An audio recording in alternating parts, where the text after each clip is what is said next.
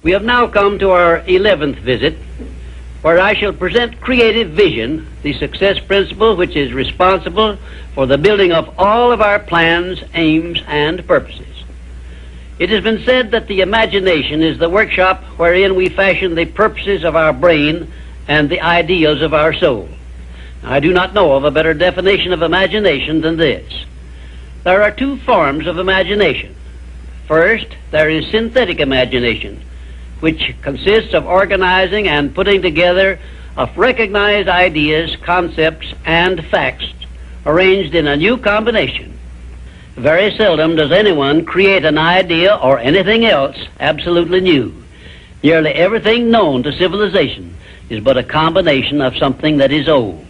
Secondly, there is creative imagination, which operates through the sixth sense and has its base in the subconscious section of the brain and serves as the exclusive medium through which basically new ideas or facts are revealed.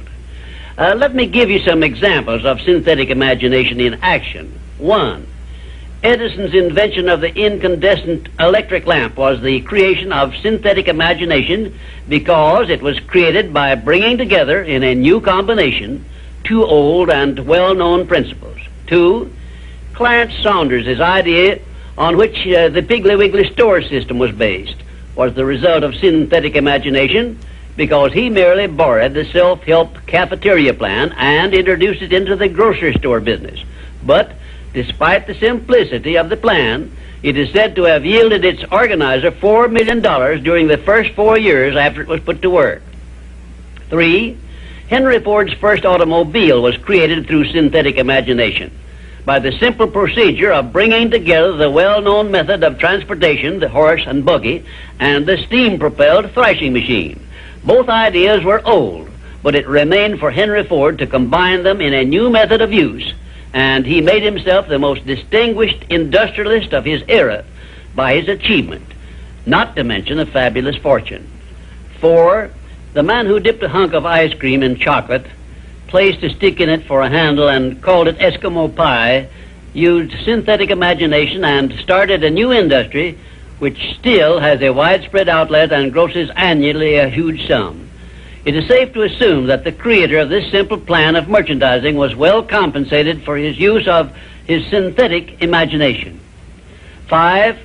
F.W. Woolworth made use of synthetic imagination by the simple procedure of setting up a retail store in which a large variety of merchandise retailing at 5 and 10 cents per item was offered to the public, and lived to see his merchandising innovation start a series of similar retail stores which gross annually many millions of dollars in sales and made Woolworth rich in the bargain. Now, I shall give you some examples of creative imagination. 1. Edison's invention of the phonograph was the outgrowth of creative imagination because no part of his invention had ever been known or used previously.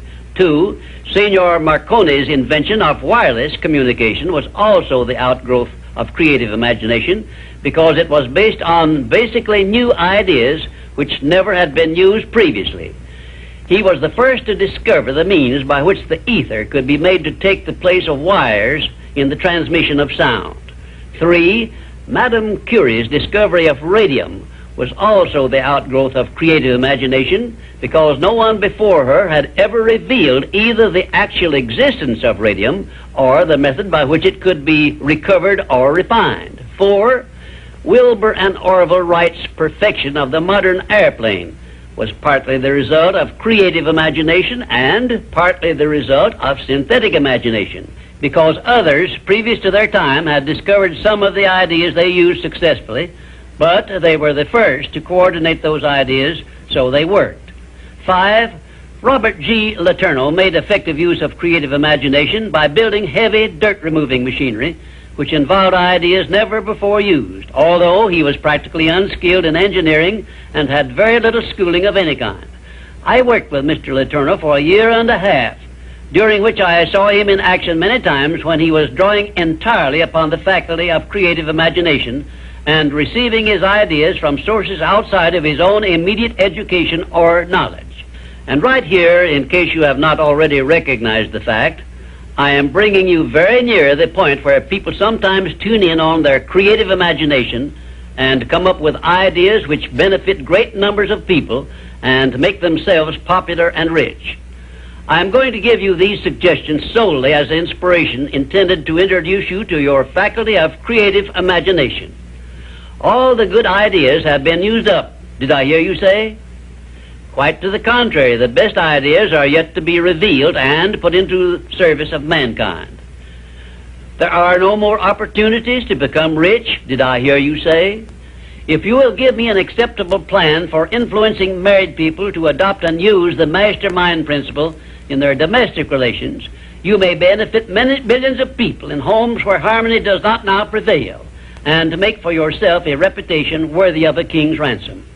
If you have a better idea or plan for the use of salesmen in any field of selling, your idea may help millions of salesmen to increase their incomes and bring you a reward worthy of the value of your idea. I am still talking to you about exercising your faculty of imagination, but I am limited as to the number of ideas I can give you in so short a time. But I will give you some more useful ideas in my next visit. Imagination is a trait which becomes alert only by constant action based on the success principles I have described in these visits. You are the one who must supply this action.